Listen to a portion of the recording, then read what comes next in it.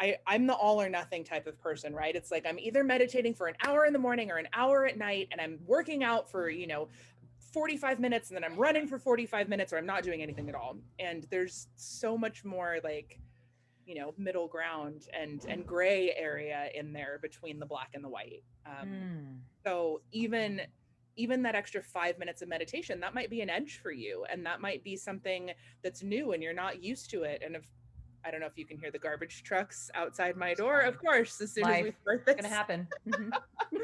um but like that might be an edge for you, and that might not necessarily be a big scary edge like choosing to quit your job and start a business or anything like that, but it's still an edge. And Yeah. so that's still pushing you out of your comfort zone, right? And that's what I mean to talk about, is that, that push. So Yeah, absolutely.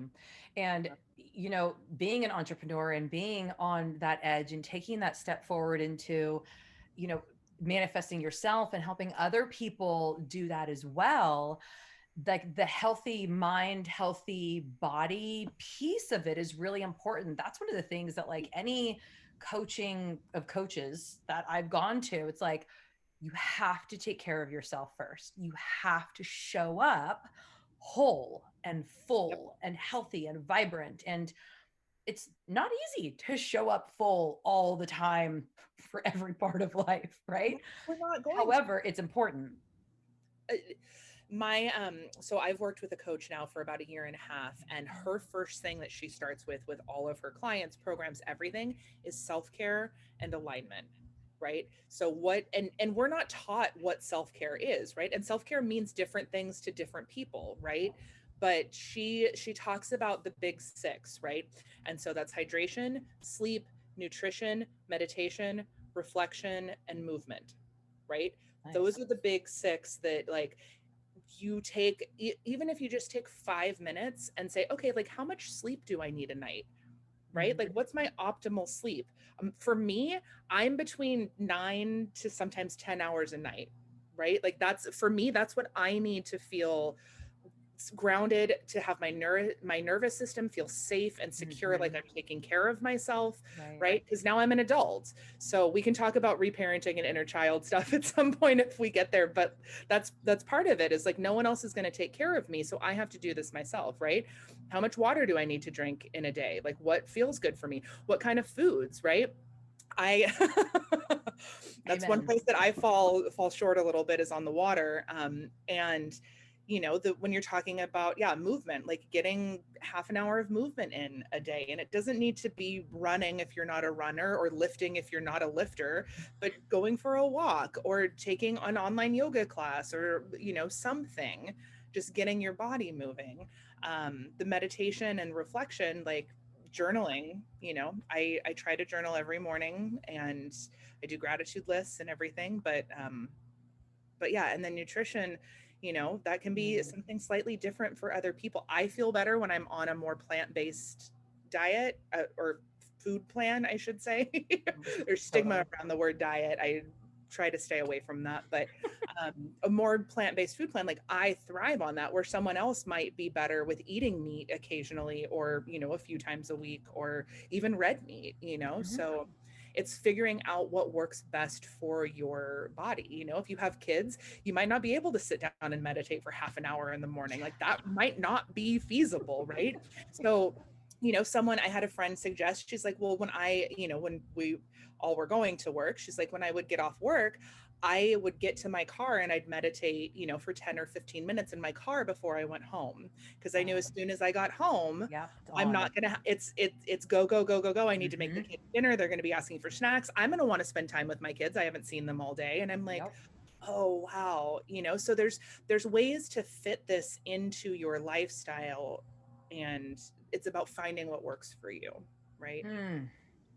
That is so true. And so tell us a little bit about your relationship with food and what it was like, right? I mean, that's right. I'm Sorry. sitting here and I'm like, I love talking about all this stuff. I'm like, we need to get to the nitty gritty, right? Like, I want to know those pain points. I want to know what it was like for you, because when you did, because I have a reset, a challenge coming up next week, like the week of Thanksgiving. I know you're in the yard. I'm so excited for it. And the first time we did this, I wasn't sure really what to expect or what people would need or what was going on. And I just gave them what I got. Right. It's like, well, this is the way that I see it. This is what I understand. This is my experience. And here you go. And I remember that you probably just, kind of to support me because we've known each other for so long. I mean, that's oftentimes what I've noticed, like, oh, well, Rose is doing something cool. I'll support her. Yeah.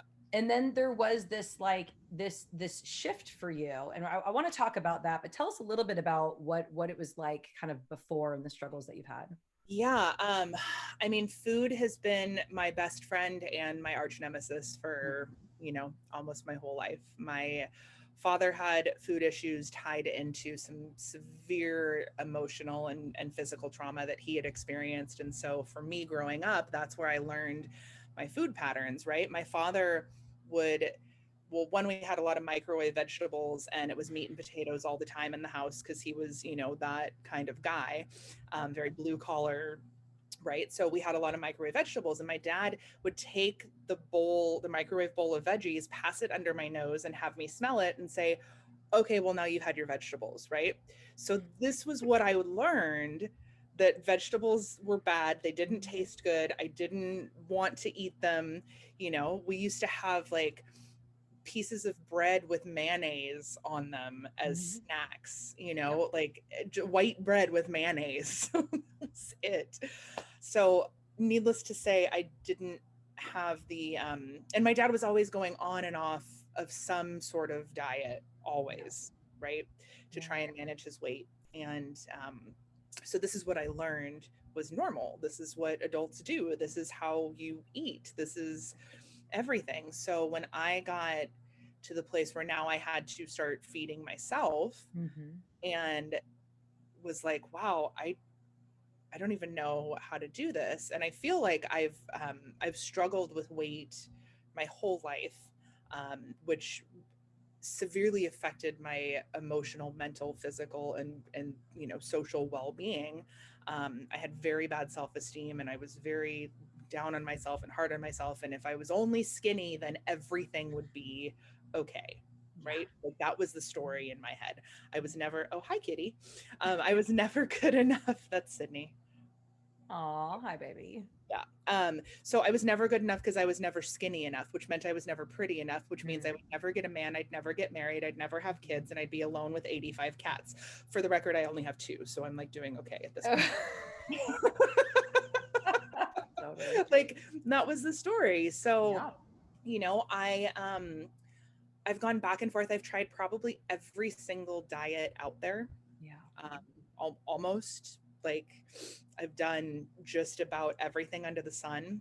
And at this point, I really loved the challenge that you hosted, Rose, because there was a lot of great pivots that happened for me and great reframes that happened in my brain, Mm-hmm. because having had so much experience in different diets or programs or plans or whatever it is, excuse me, that I had all these ideas of like, oh, okay, well, this sounds really like what Rose is saying sounds really similar to this other thing that I had a long time ago. And I know that this didn't work for me.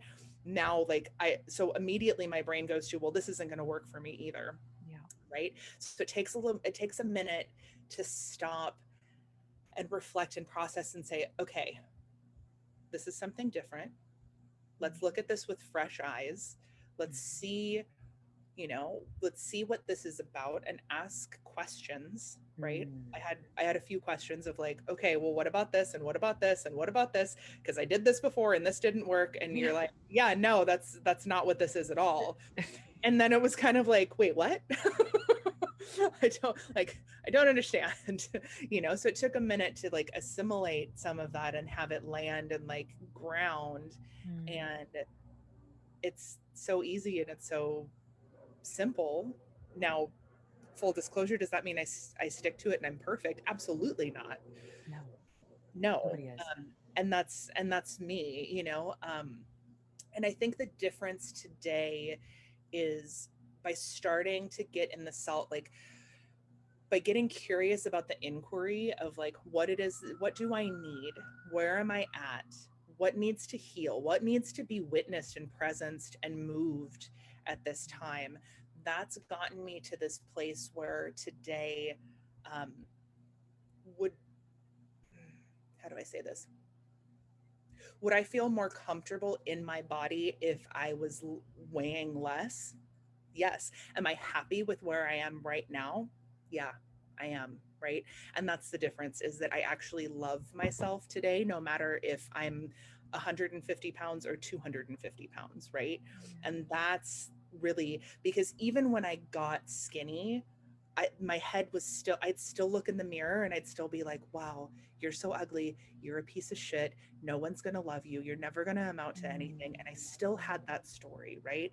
And that's the underlying trauma and the underlying stuff, that I have done some work around and I have looked at to get to this place where now I'm definitely not my thinnest I've ever been. I'm not my heaviest either.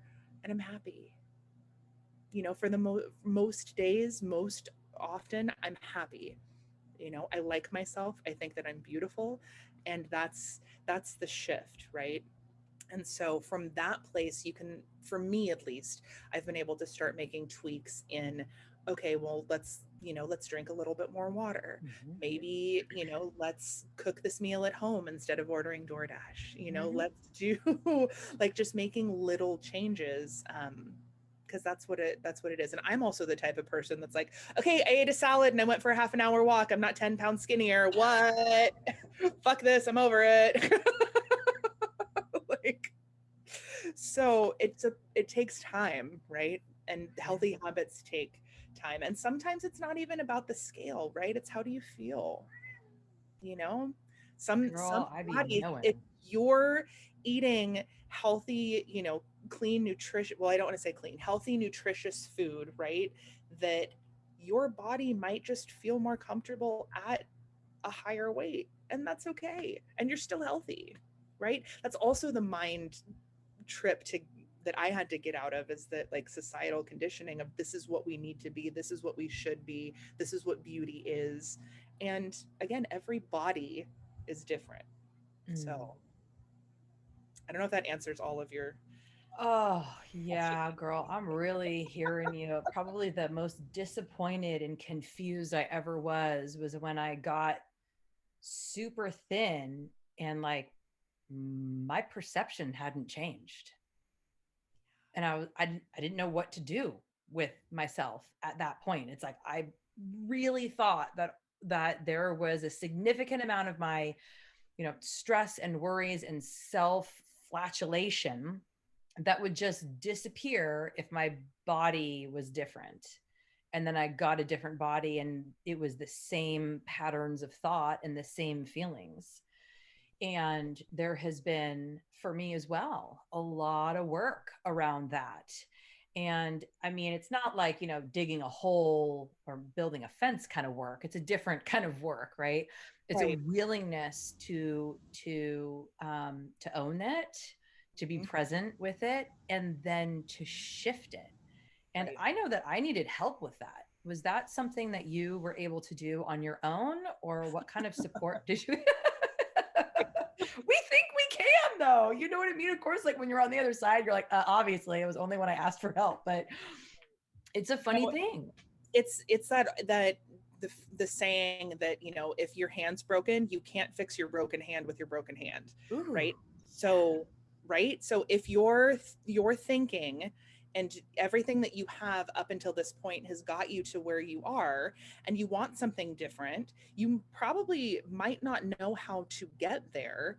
And so like getting I would call it a roadmap, and you can replace roadmap with, coach, mentor, program, any of those things, right? Finding something outside of yourself to help you, like finding some, like if you want a relationship and you're, not, that's maybe an area that you need help with, hiring a relationship coach to help you find a relationship is not, there's nothing wrong with that. Like that, they have codes and they have, um, hacks or whatever you want to call it into this world that you might not have. mm-hmm. Go ask them. Like if you have tried everything under the sun and to lose weight, and that's something that's still important for you, that you value, then find a coach and find somebody who has what you want and ask them how they did it. Like that's how I hired my coach, right? Like I was in a place where I'm like, I and I hate I try not to use the word should. I don't like to should upon myself or others, right? It's messy. Yeah. And I was in this place where like I should feel happier, I should feel better, I Mm, should be this, I should be that, and I don't have any of these things. So yeah. maybe I need to ask this person who is living the life that I want what she did, right? So same thing goes for food. Like if what we're doing isn't working, like having someone who I like Rose, for example, who has done a lot of this Yeah. work, who has a lot of these codes. That is her gift. That is the thing that she is. I feel one of the reasons why she was brought on the planet is to share this and to help others get to this place of freedom around the mentality around eating and food and the obsession and all of that stuff. Like, yeah, Mm. I couldn't do it on my own. I don't think I ever could do it on my own. And if I could, I would have. Like, like if I could do this on Long my own, time ago. I would have a long time ago, right? Obviously, something what I'm doing isn't working, or there's some sort of like block or trauma or programming or whatever. And we all have that. Every Yep. single one of us on the planet has that. Just it might manifest and look different in different areas and scenarios, right? So It does. Um, do you remember? And if you do, would you share with everybody what it was that was the shift for you during the last reset or challenge or whatever that we did a few months ago? mhm. um so Rose asked me to be a part of this, and as she so eloquently put it, I was like, oh yeah, sure, I'm going to support my friend. This is Hmm. awesome, amazing, great.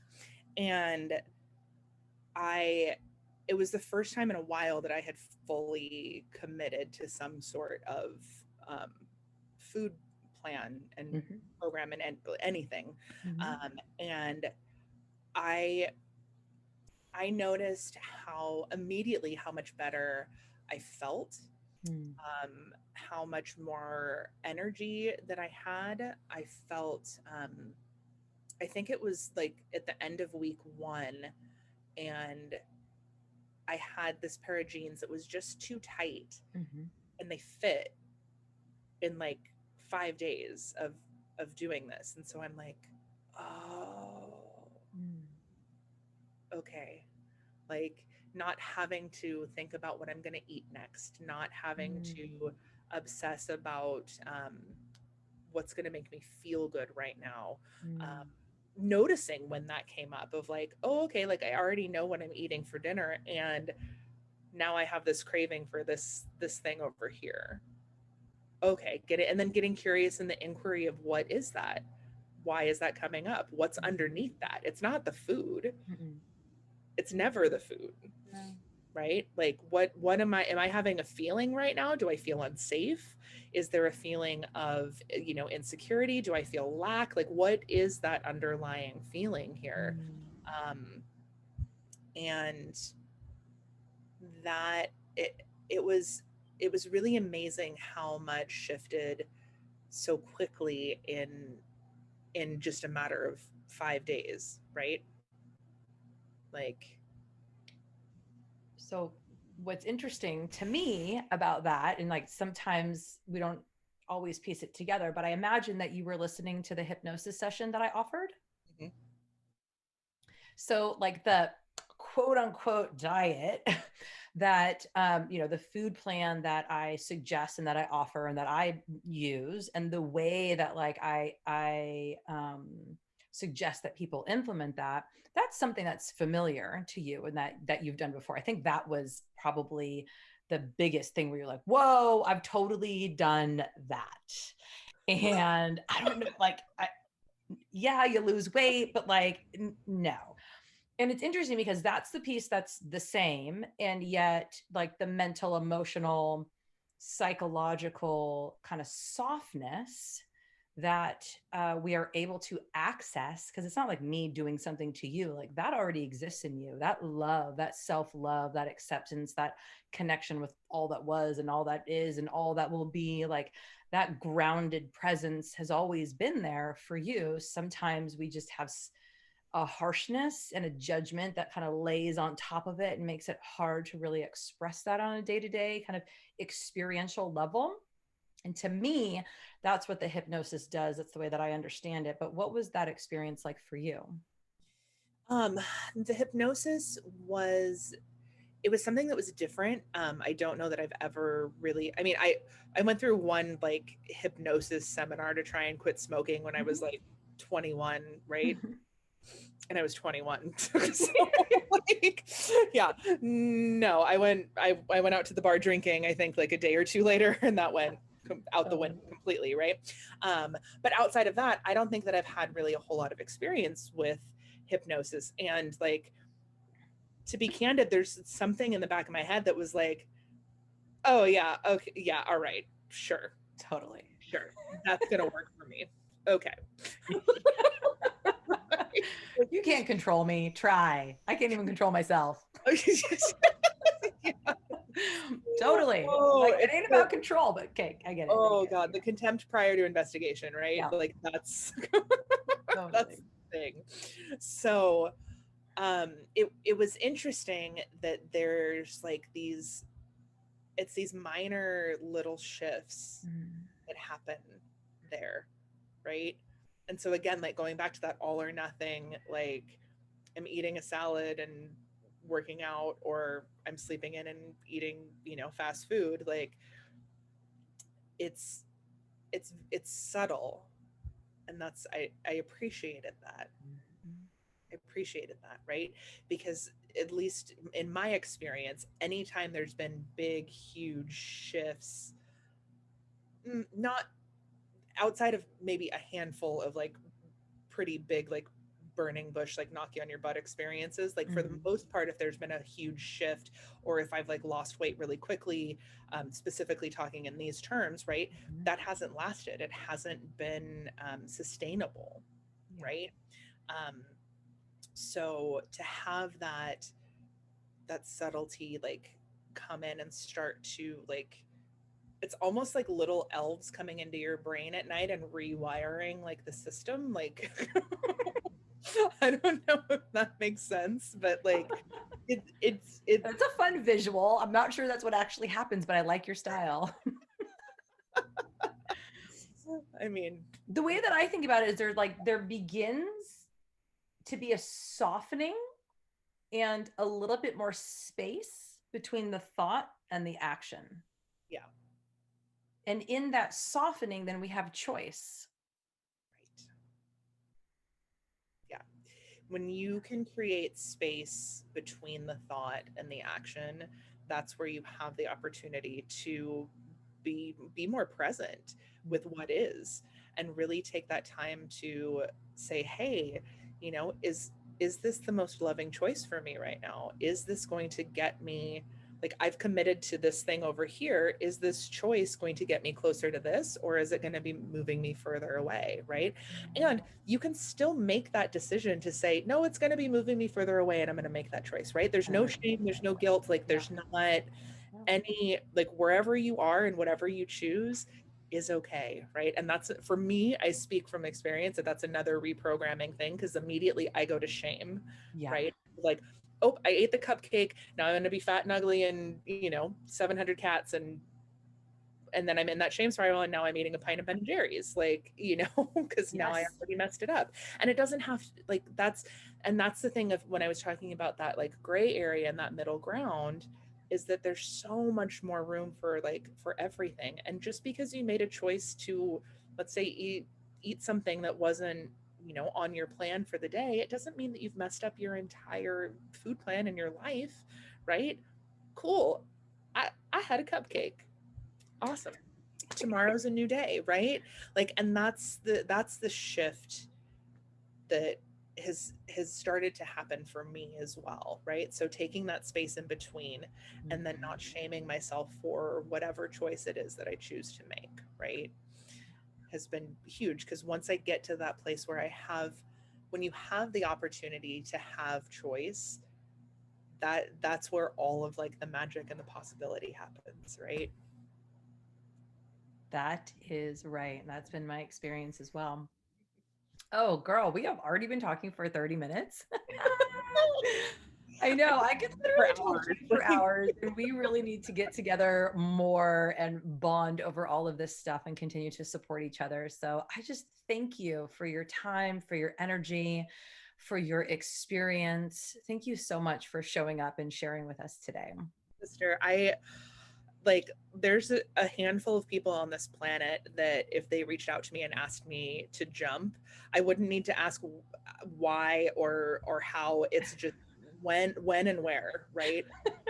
Rose is one Amen. of those people for me. I adore you and everything that you're doing, in any way that I can support that. I feel so like honored and blessed to be here to share a little bit. When she asked me to speak, I'm like, oh, but like, are you sure though? I'm not perfect. Well, Not good, because perfect, neither am right? I. And Amen. Yeah.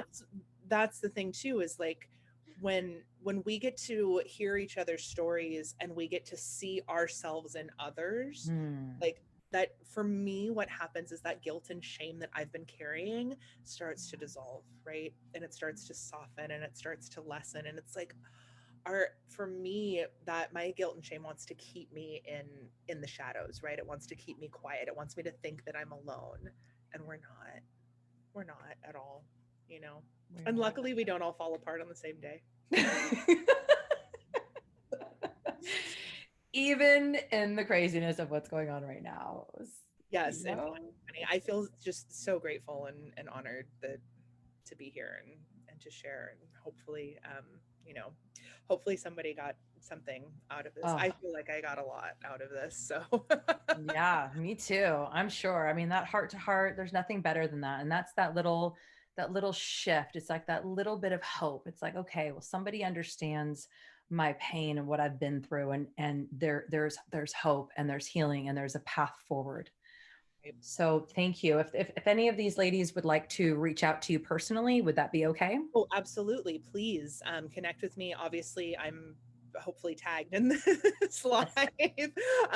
Add me on Facebook. You can send me messages. I'm on Instagram. I am the Manifestation Goddess.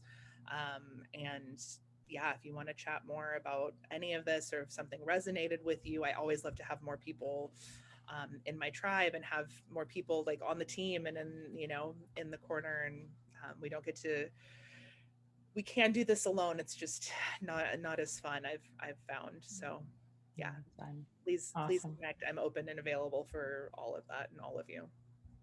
Beautiful. Thank you, girlfriend. Let's talk soon. Have a great Yes, I day. love you so much. You And too. ladies, have a great day.